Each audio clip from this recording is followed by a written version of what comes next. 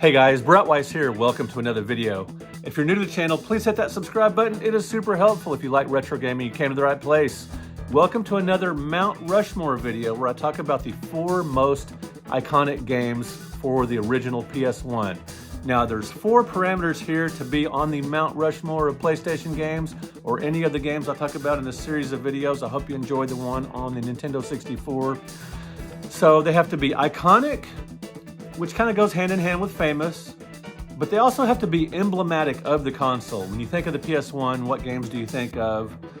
And also they have to be great too, because the Mount Rushmore was created, to honor 4 great presidents. Let's talk about 4 great PS1 games that also have to be famous / iconic and emblematic of the console. All right, guys, let's get to it.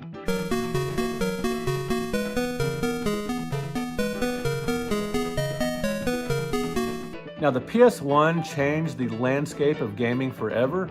It made video games seem, and in reality, be more grown up.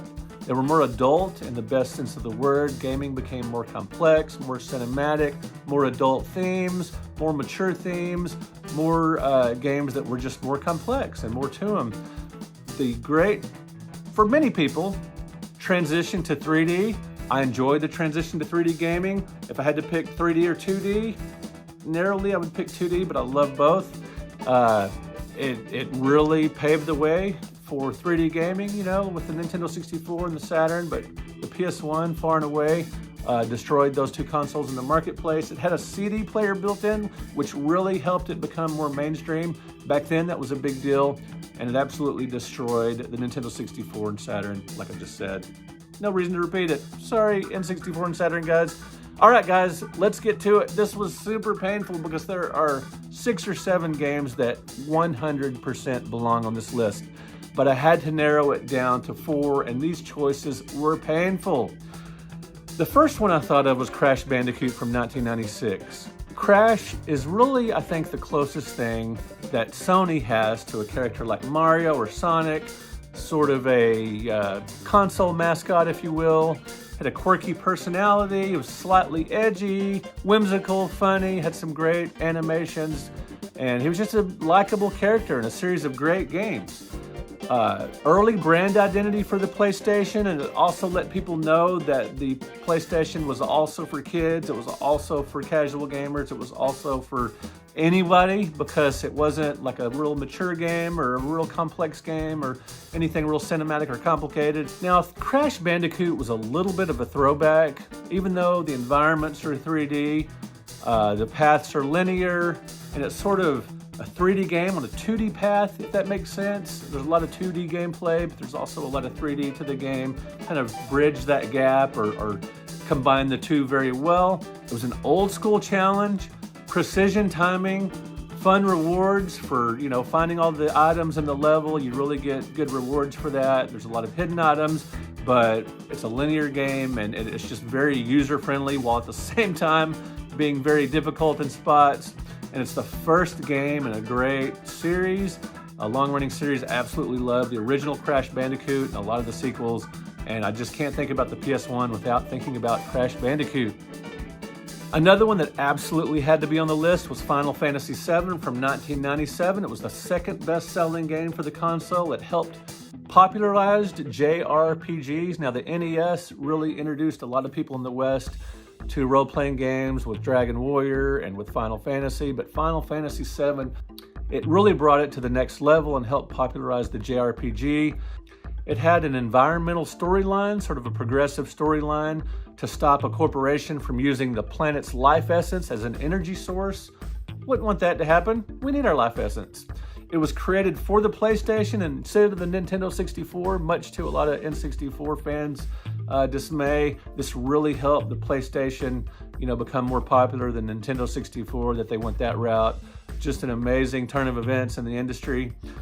It was a beautiful game. It was technologically advanced. It had fully rendered 3D characters against pre-rendered backgrounds, and it introduced 3D battle sequences to the series. It really pushed Final Fantasy into the next era.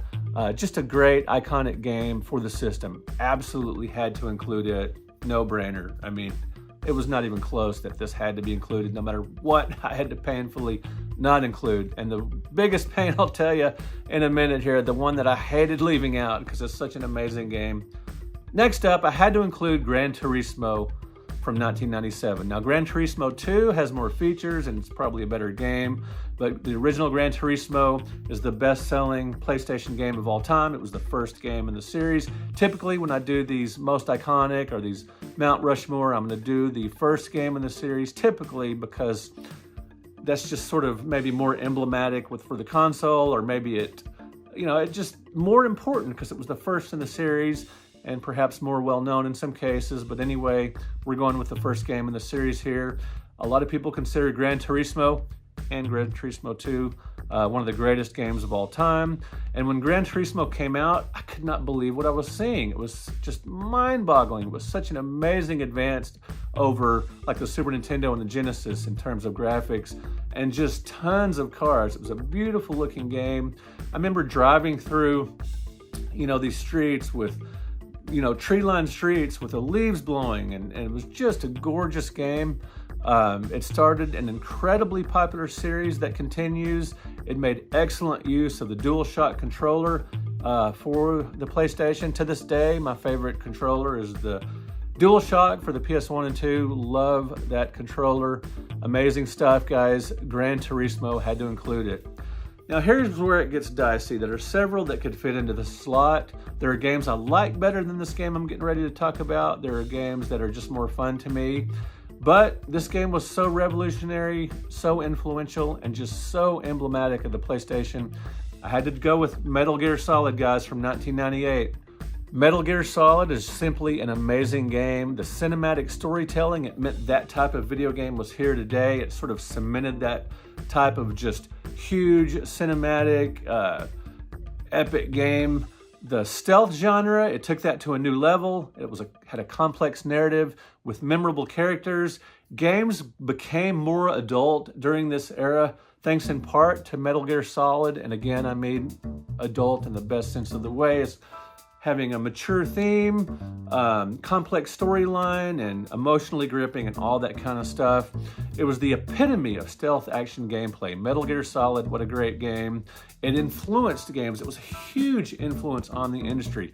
Splinter Cell, Deus Ex, Hitman, so many titles that just wouldn't be what they were or not exist at all without Metal Gear Solid.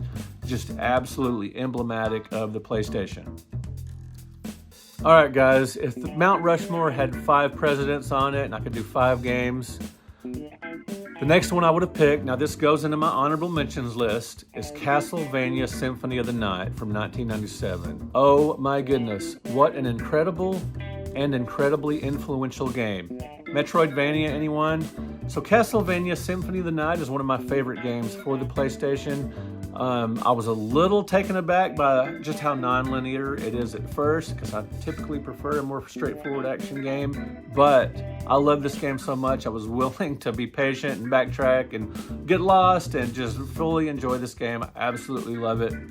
Castlevania Symphony of the Night showed that 2D gaming was alive and well. It holds up incredibly well today. It perfected Castlevania, such an iconic series, but sorry, it doesn't quite belong. If you think it belongs, let me know in the comments. I'd love to hear from you. Now, there are many other iconic games on this list that could have made the cut. The reason I didn't include Tomb Raider is because it first came out for the Saturn, and I will probably save that game for the Saturn. Sorry guys, it could easily be on the top 4 because a lot of people immediately think of the PlayStation when they think of Tomb Raider, since PlayStation far outsold the Saturn, but it did come out for the Saturn first, so I kind of, left it off the list here.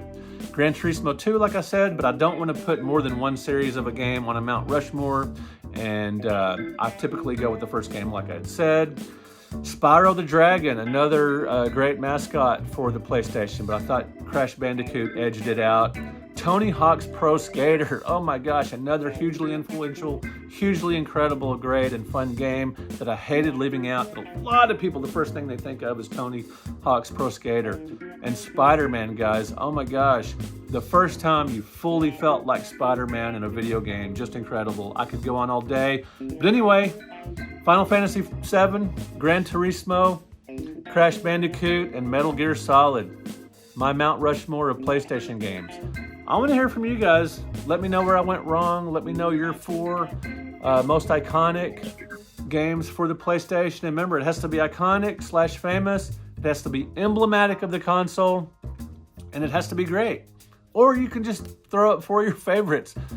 I'm just having fun here, but I hope you'll play with the spirit of the video and give me your 4 most iconic games. All right, guys, thank you so much for liking. Thank you for subscribing. Please hit that notification bell so you'll find out when new videos are coming out.